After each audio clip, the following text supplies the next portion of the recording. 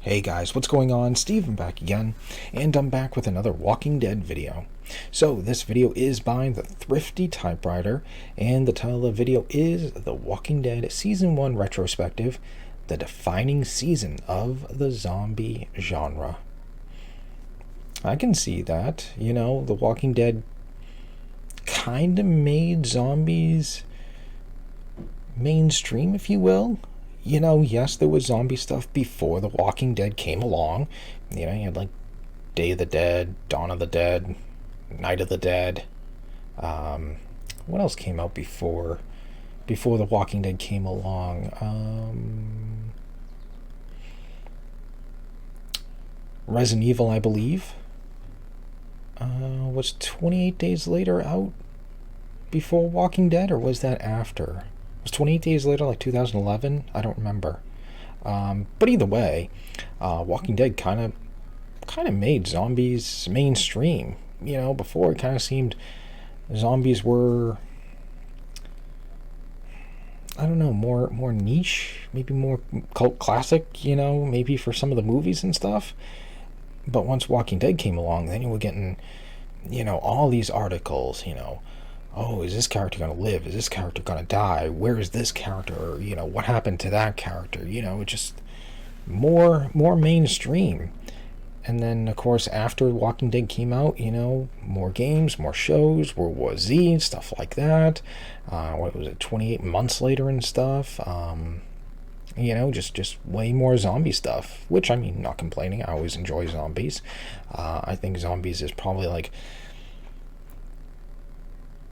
one of the easiest post-apocalyptic themes you could do, because what else could you really do? Yes, you could do like a natural disaster or something like that, do some sort of like post-apocalyptic natural disaster, but the threat's really gone after that. If, I don't know, an asteroid is going to hit the planet and stuff like that, and 10% of the population live. They come out of a bunker or something like that. All right, now they just start rebuilding. The threat's gone. The asteroid hit. That's it, And so it just seems like zombies just a very easy genre to do. They could do a couple others. I wouldn't mind. Vampires would be kind of cool. Just imagine like a show like The Walking Dead, but instead of zombies, it'd be vampires. Although I think that'd be kind of too much the same. Maybe. I don't know. It'd just be kind of cool. Just imagine, like, during the day, when the sun's out, you can live your life normally. But when the sun goes down,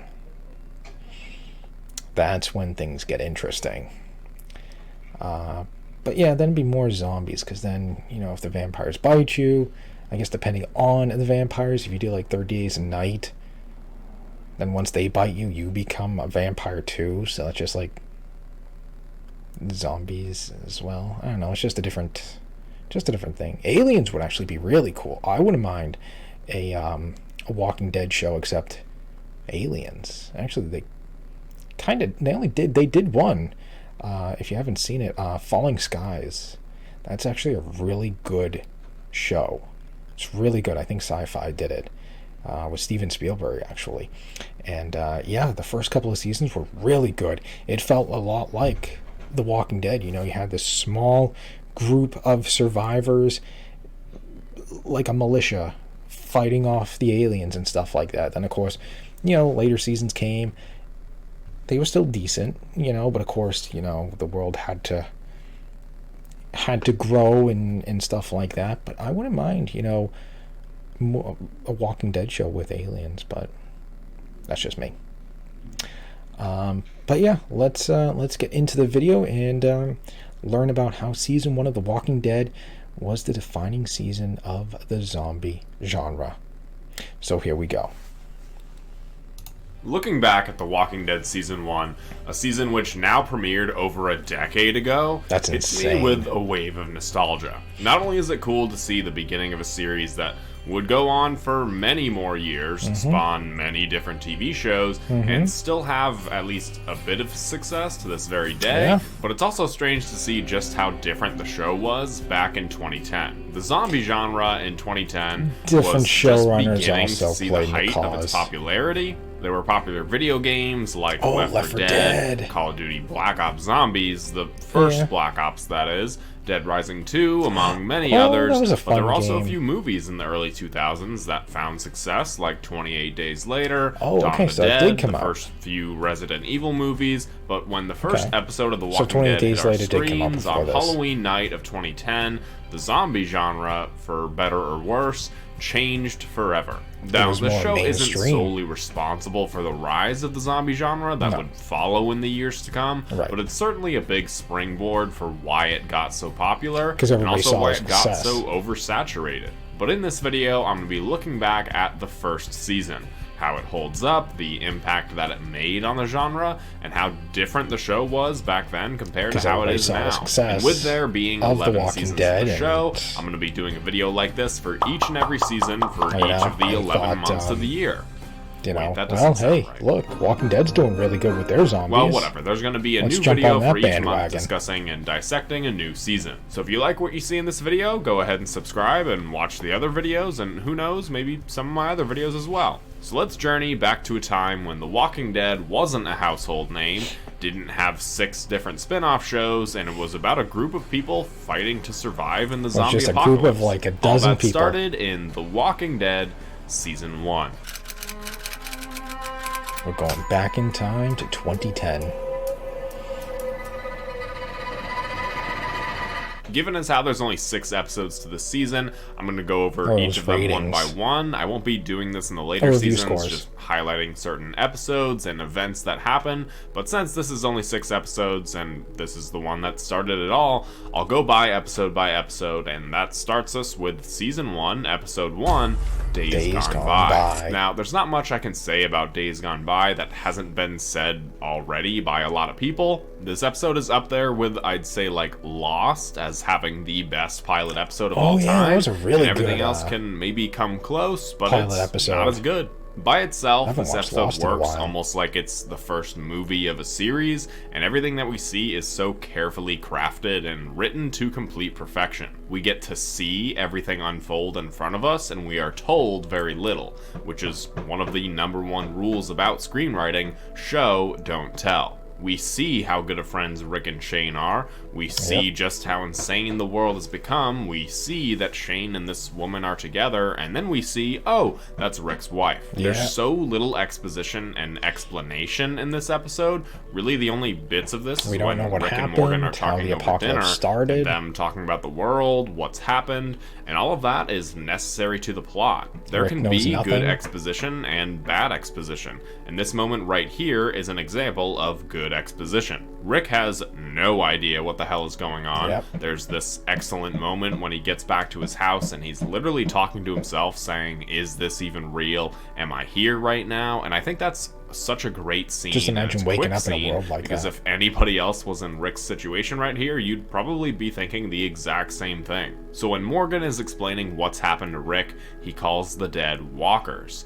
This is the audience learning things for the first time along with our protagonist, and that is usually a good sign of exposition. we learned Bad right along with exposition Rick. is when characters are explaining a situation or something that the audience should already know about, but the dialogue is reminding you of what they're talking about. The clean slate? Where you type in someone's name, date of birth, in a few minutes they're gone. I mean, you might as well just look at the camera and speak directly to the audience at that point. I think one of the reasons why Deadpool. this episode stands out in particular is the character of Morgan. Thinking about Morgan's role in the greater Walking Dead universe now, it's crazy to see that the popularity of this character stemmed from this episode. Morgan wouldn't become a season regular until years later in the show, making an appearance in only one other episode if you don't count the post-credit scenes or the season 5 finale. Yet people became so attached to the character of Morgan and they wanted him back. Yeah. That's because Morgan had his own character arc in this single episode, and he was written to be such a likable dude. There's plenty He of was. examples of great characters He's a that great only character. appear in a single episode in The Walking Dead, and while Morgan doesn't belong in that category anymore, there was a time that he did, and he was far and away the best character during that time that he was in the category. Yeah. This episode does what all pilots should do, and that's setup. This episode sets up the characters, their relation to each other, their different goals and motivations, and leaves us on a scene that we want to see the resolution of. This is a perfect episode of Rick not hiding only in the The Walking tank. Dead, but television in general, and it's easy to see why The Walking Dead became such a hit after this episode premiered. So episode 2, titled Guts, introduces us to a whole new cast of characters who would go on to become the beginning of our group of survivors. Yep. Glenn is immediately the favorite of these characters. He's the one who saves Rick, and he's incredibly likable and is somebody who the audience can see themselves as. The everyday regular pizza guy. delivery boy, kinda nerdy, and still sees the bright side of life despite the situation they're in. There's Yep. also characters like Andrea, T-Dog, and Merle that would go on to have a varying amount of screen time and importance. But I think what this episode does so well is highlight the survival dumbass. aspect of the show. They're in a sticky situation with the walkers surrounding them, and you can really feel that tension and that struggle. You feel so captivated in their survival, and even after watching this show many, many times over and knowing that they're gonna get out, it doesn't make this episode feel any less tense. It's also funny because our characters get in situations like this countless times over the seasons, but usually they can just run away or find an alternate method of escape. Rarely is there a scene that has as great of tension and buildup as this one does. Now, there's a number of reasons yeah, for that was that. The great show watching couldn't them trying to sustain walk the amount through of the tension walkers. for every single walker they horde gonna make it, encounter, or are they gonna so they get spotted? differentiated them from here on out, but it doesn't take anything away from this episode and this escape. In episode 3, Tell It to the Frogs, we shift away from the survival horror of the show into Shame. more of the character drama portion that the show would later go on to fully embrace. But it's also not like this came out of nowhere. The first 2 episodes built up this reunion between Rick and his family, Yep, a man and also the looking for his drama wife that and would son. be sure to come of it. We get several reunions early on in the episode. This group that we see Shane and Rick's family have also been a part of is the same group that the characters from episode 2 are a part of. So Andrea sees her sister, Morales sees his family, and of course, the reunion of Rick and his family. This is such an excellent scene and a great payoff in just 3 episodes, which goes to show how great these characters are written because Which we was pretty truly fast. care Usually you about get something things like that, going like on the in their season lives finale. outside of just killing zombies. But now that we're in this camp, we get to I don't see know who's more of the banging outside. dynamics and the characters that we've briefly seen already. Shane is the one who's more or less in charge of everything. Dale is the old wise mentor. Carol is the helpless and abused housewife. And we also meet this new guy, Daryl Daryl. Dixon.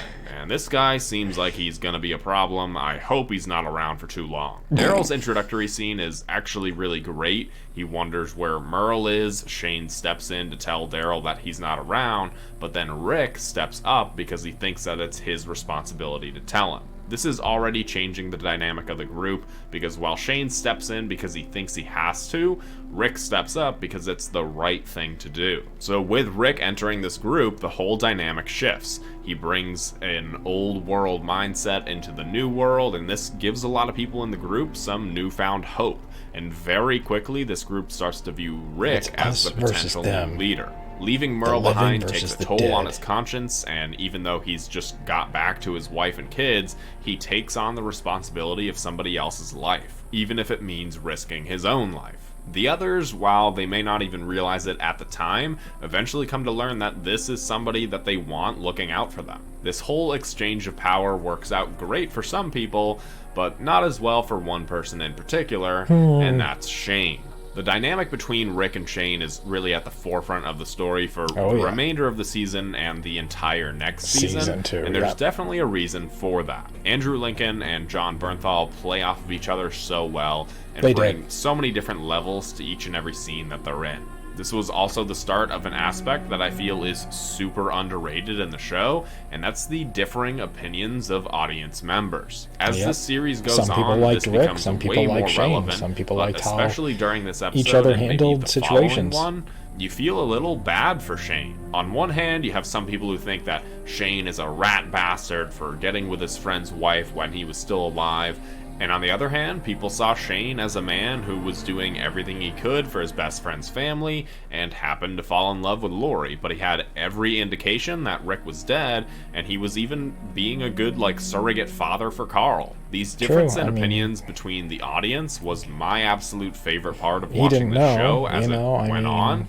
Particularly in the seasons 5 to 6 era, almost every episode gave the audience something to debate, and I remember being part of those conversations online. Oh, yeah. Even having them with my friends and family. What if we were following what Negan wasn't, and stuff and that like all that? really stems from the character drama that was presented in this episode. I also have to highlight the writing, not only of this episode, but of the season in general. Whether it be quick and witty remarks, talks of survival between the characters, or even some of the deep and impactful conversations, each and every scene leaves you on the edge of your seat to hear what happens next, laugh at a funny remark, or lead you to care more about the character speaking. This is certainly something that the show loses as the seasons go on and more characters are introduced. They just either weren't as impactful as the characters that were introduced here, or the writing for them wasn't as captivating. 2-3 dozen characters? And of course, it's always great to see Shane beat the ever-living crap out of Ed. Regardless of everybody's opinions on Shane, we can all root for him here in this moment.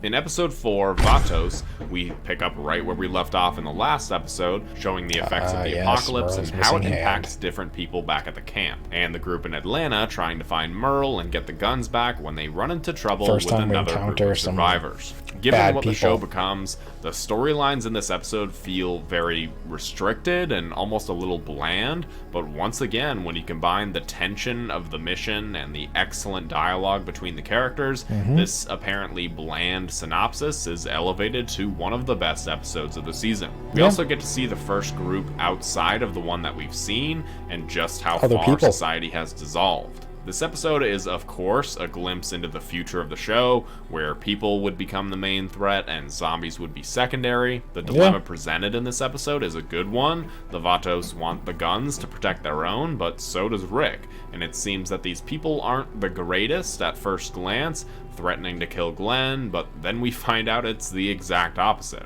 These people are actually just keeping a retirement home up and running, so they eventually see eye to eye. On one hand, this misdirection is really great and makes sense that there would still be some good people left in the world to care for others, but on the other hand, I feel like this card was played too early.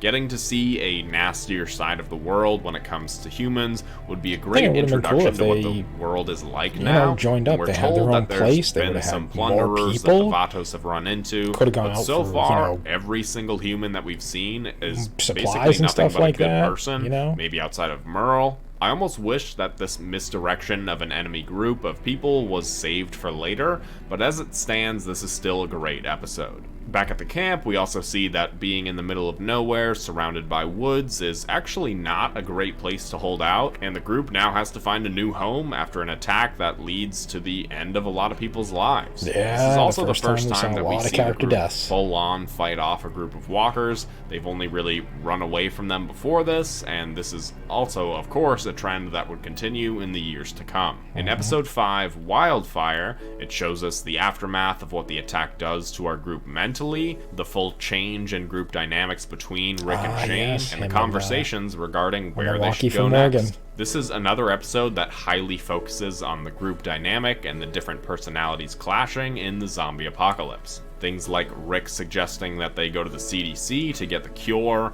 Glenn yelling that they bury their dead, they don't burn them, and Jim trying to hide his bite from everybody, hoping that it'll just get better. These different conversations and even storylines in the show are clear signs that this is the first season of the show. Bites don't just get better, not everybody is able to get buried, and there is no cure. This episode is really focused on furthering the development of our characters, see how this adversity affects each and every member of the group.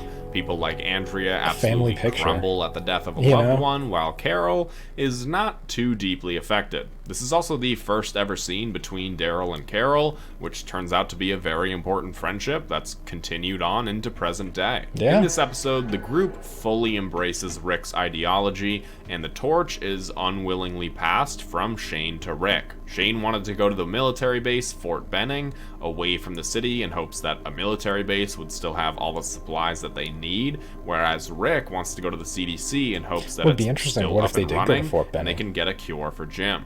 I think these two choices perfectly It's a good reflect what the if. characters of Rick and Shane at this time in the show. Shane is a realist. He wants to do what's best for them right now, in that moment, the people who are still alive, and go to a place that's proven to have more weapons and fortification. Rick is an idealist. He still has hope that maybe the CDC is up and running and they'll have a cure for this thing, even if that's just a long Daryl shot. holding Ultimately, two hope axes? wins out, even with some skepticism from Lori, who maybe thinks that Shane is correct, and this is also set up for how big of a wrench Lori throws in between Rick and Shane in season 2. But the group goes to the CDC, drops off Jim on the way, and we meet Dr. Edwin Jenner. In the season finale, TS19, we see the group enter the CDC, and I've done a more in-depth analysis of this episode in the past, so if you want to hear my full thoughts on that, I'll leave the link up for it in the corner right now, but I have a lot of mixed feelings on this episode. For one, as a season closer,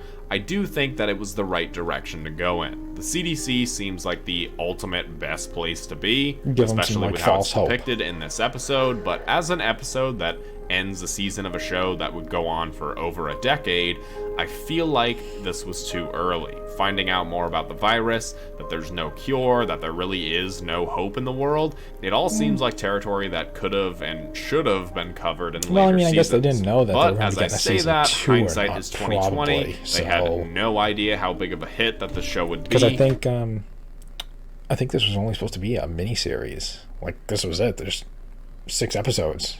And that was, as far as I remember, that was it. So, I mean, kind of makes sense. There is no cure. This is the world you live in now, you know? But yeah, as far as I remember, it was supposed to only be a miniseries, just this 6 episodes, and that's it. So, I mean, it kind of makes sense that they would, you know, play the whole TS19 and stuff like that, you know, now. You know, not knowing, oh wow, this show actually did really, really good. We did not expect this. Apparently there is a market for this, so let's keep going. Renewed, you know? That it would last as long as it has, and I think that the show got progressively better over the next few seasons, so changing all of seasons 2 to 6 just so that way they can go and visit the CDC is not really something that I would have wanted. I'm sure but if they later knew than the that, show was going to be a huge 9 to success 11 and stuff like that, could have been maybe interesting they if would it have wasn't an avenue that they already adjusted visited. some On things its own, around. this is still a great episode. What sticks out to me here is the structure of the episode. The first half of the episode is all about bringing this place up. We walk in, see how great this place potentially is. Yep. They all have hot showers, Food, a nice dinner with all lots that of stuff. wine. Even Glenn with a hangover here is better than being out in the world. But at around the never halfway drinking mark, again. we learn more about the virus, test subject 19 being Jenner's wife, and the second half of the episode is all about bringing this place down. Yep. The electricity Running runs out of out, fuel they're and stuff out of like fuel, that. and ultimately leads to the CDC literally exploding and leaving our group on the road. It's a real shame, too, because if not for this doomsday counter and fuel being a finite resource, the CDC would absolutely be the best place to live in the zombie apocalypse. The season introduces us to our group, establishes the world and the rules that it follows, and sets up a lot of plot lines for the future of the show. If this series had not done well and this was the only season we got, it wouldn't even be close to a complete story. I mean, I still don't think we have a complete story even all these years later, but with the storylines introduced here, we wouldn't have gotten any semblance of conclusion. So now I think is a good time to talk about a few of the things in this season that don't really hold up when looking at it in retrospect. For one, I obviously have to talk about the zombies themselves. These walkers aren't even really walkers at all. They have the capability to run at you, to try and climb ladders, and even some of their memory. After the first episode and the first season in general, the walkers wouldn't do anything like this until the back half of season 11. And even that was just to try and call back to the zombies from the first season. Now, there's a lot of reasons for that. I know and understand that completely, but it's still just such a strange choice to have the zombies' behavior change so drastically when it was a big focus in these early episodes. It's what happens when you change showrunners. There's so many different names for the zombies. You know, it's what happens when you change showrunners. You know, just like the Star Wars movies, the latest ones. You know, not the prequel, not the originals, but the the newer ones. You know, you had different directors and stuff like that, and you know, all right, we're setting this up here. You know, hey, here's Snoke. You know, who is he? Who, I think he's going to be a big villain and stuff like that. Then you hand it off to who the hell did the second? I think the second movie. I don't remember. Oh yeah, he's no one and he's dead. It's like I just gave you a layup to make this really cool villain, and yeah, he's no one, he's dead. You know, and then you hand it off to the third person to make the third movie and try to, all right, well, he did all this, so let me try to readjust all this. Well, it's kind of what happened here. You know, you had, you know, one showrunner, and this is how walkers are going to be. And then you have another showrunner who's like, no, I don't want to go in that direction. We'll go like this. They'll be like this instead. And then you have another showrunner who's like, well, there'll be a little bit of both and stuff like that. Then you got a different showrunner. It's like, well, yeah. You know, I mean, it is what it is. Zombies, yet both Morgan and the Atlanta Survivor Camp just so happened to call them walkers.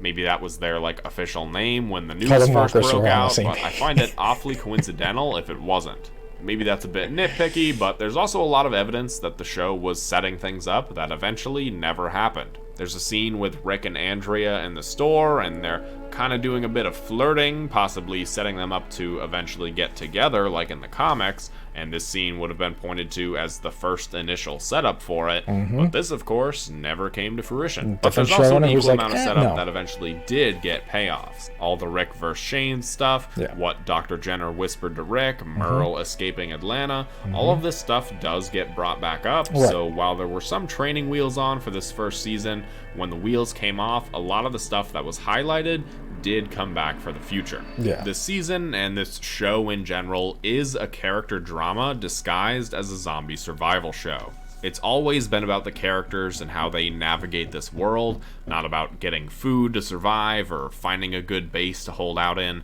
All that stuff is secondary when it comes to The Walking Dead. There might be an episode 2 about getting food, or it might be a plot point leading to some other storyline, but it's never been the main focus, which I feel like turns some people off when it becomes the soap opera with zombies, as some people so lovingly refer to it as.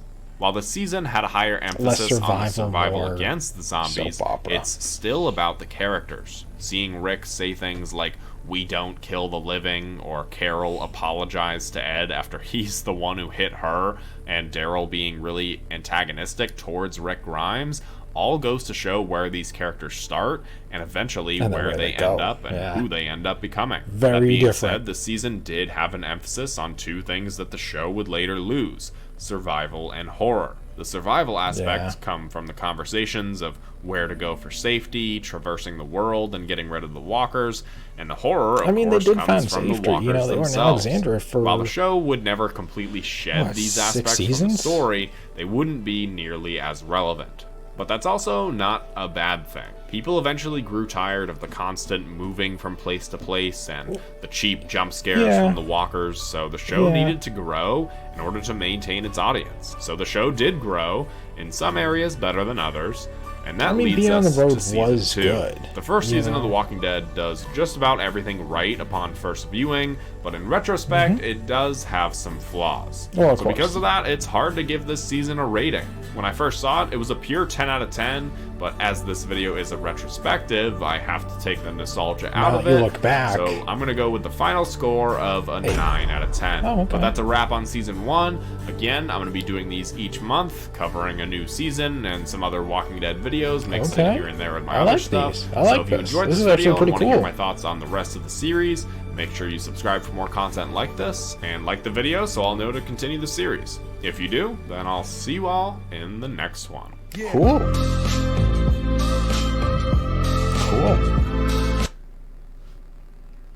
But yeah, you know, I agree at the end there, you know, people were getting tired of always being on the road and stuff like that. I mean, you know, fair enough. You know, it's like, all right, you're on the road. Can we at least find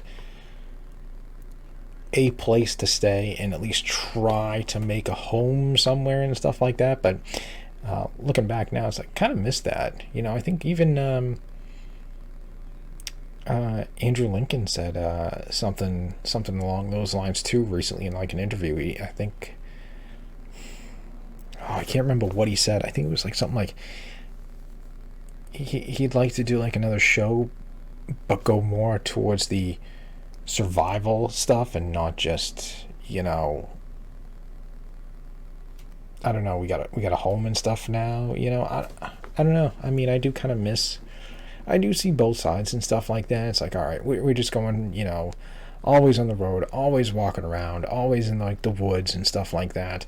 Trying to set up little dinky camps and, taking them down and moving around all the time. It's like, can we just, find a place? And then we find a place and then, well, it's gone again. Now we're back on the road again. Find another place. Well, that got destroyed. So I kind of see that, but do kind of miss, wouldn't mind to see another show again where it's just survival and horror. I know,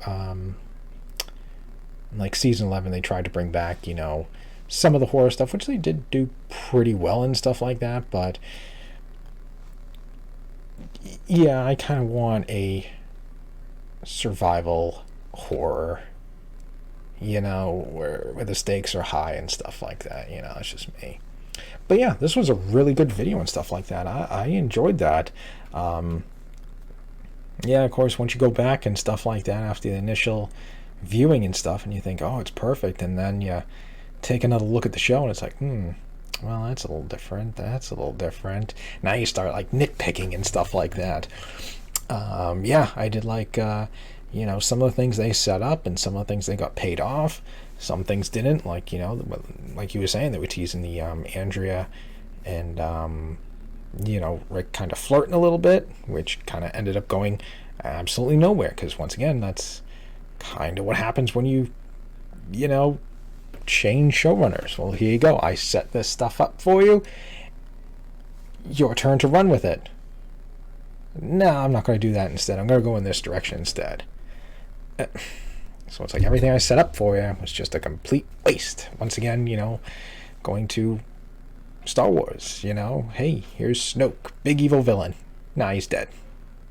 He was just no one, no one, dead. Okay then, But yeah, overall, that was a really good video and stuff like that. I enjoyed that. I'm definitely going to have to check out all the other ones and stuff like that. I think he's done quite a few, so I am way behind. Oh, yeah.